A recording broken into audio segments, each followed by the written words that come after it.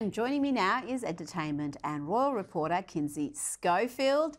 It's official, Kinsey. Ben Affleck is over. Again, Jennifer Lopez has filed for divorce from Ben Affleck 2 years after they were married and 2 decades after they were first engaged. And the date she chose to file those papers, I think, made a bit of a statement.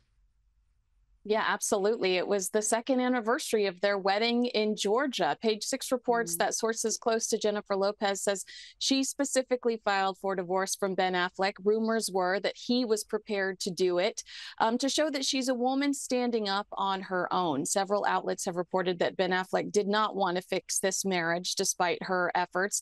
And Daily Mail quoted a friend saying he was impossible to be married to. He is selfish, sullen, and negative. She was constantly trying to lift his spirits, boost him up. It was exhausting. Eventually, the negativity was overwhelming. And after months of gossip that Jen found humiliating, she went ahead and called it quits. Well, yeah, we've been talking about this for months. It seems like everyone's known this marriage was doomed. I don't know, they both seem particularly unpleasant if you ask me. Now, quite a few celebrities have been appearing at the Democratic National Convention. We've had Oprah, Little John, Stevie Wonder.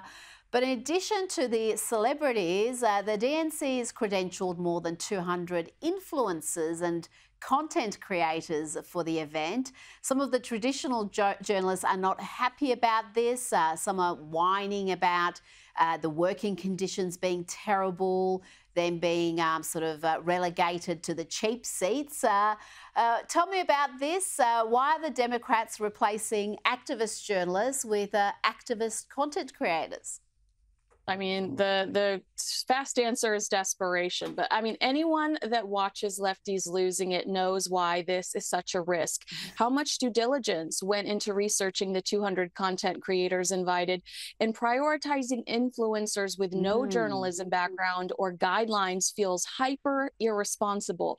While White House correspondents are shoved in a dark corner, influencers are running around taking selfies with high-profile Democrats, living their best lives with no journalistic integrity. I mean, Rita, we used to be the greatest country in the world, and now we're throwing hotties for Harris parties at the DNC. Jesus, take the wheel. Well, I think it was Monday we looked at some of these influencers, and the DNC themselves, their official account, they put out a list of these influencers that are going to be there, and some of the ones they were promoting are just radically fringe-dwelling, questionable characters. So they're lucky that they've got the media on side, otherwise there might be a little bit of scrutiny on this. Now, let's switch to Harry and Meghan and their tour of poverty-stricken Colombia. Politicians have been left furious at the cost of this quasi-royal tour. Harry and Meghan have spent millions on security alone, $700,000 a day on heavily armed police, soldiers, helicopters. And the Colombian politician Andres Escobar has accused the vice president there, who invited the Sussexes, of squandering public money on vanity. Goodness me, this tour, again, questionable. What are they doing? They're not working royals. What are they doing touring impoverished countries, Kinsey? I mean, he also said taxes were spent on rich white people for photo opportunities in social media. And Rita, he's not wrong. Don't tell Meghan that. Exactly. Yeah, she doesn't. That she would not like that. But it does feel like it's all just a PR stunt. Colombia provided a 14-car convoy and ballistic briefcase to shield them from bullets. The Daily Mail reported that 3,000 police followed the couple's every move, quote, despite barely anyone turning up to see them. And most locals had no idea who they were. One individual hired to perform for them, she was a singer, asked one of the reporters, "Who is Meghan?" This was clearly the VP in Colombia and the Sussexes trying to put themselves on the map. And what a waste of resources.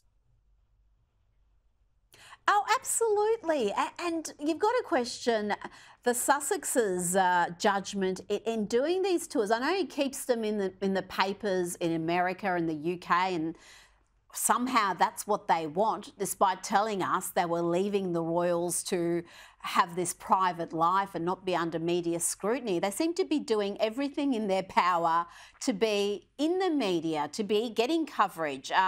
What good came out of this tour? I don't know. But while we're talking about their tour of Colombia, Meghan told a panel discussion titled Afro-Descendant Women and Power, Voice of Equity, that her daughter has found her voice, and she's found her voice as an empowered woman of colour. She's 3, Kinsey, and I don't know, she's a ginger. I mean, really, as a 3-year-old found her voice as an empowered woman of colour? Well, find me a 3-year-old that hasn't found their voice screaming their heads off on the playground. But I found this, one of the references as she was leading into this, I found it almost a slight to the royal family. She said, I know how it feels when you don't utilize your voice, when you need to be heard or have something to say. Think back to that Oprah Winfrey quote, silent or silenced. You know, so it's almost like she's bringing that up again. Meanwhile, every time she does open her mouth, it's the same unverifiable story. We hear you loud and clear, Meghan. You hated Procter & Gamble's dish soap commercials because assuming women spend a significant amount of time in the kitchen is sexist. Now tell us all about your new cooking show. Does it take place in a kitchen? The hypocrisy astounds. Absolutely. She's just desperately looking for victimhood wherever she can find it. Kinsey Schofield, thank you so much for your time this evening.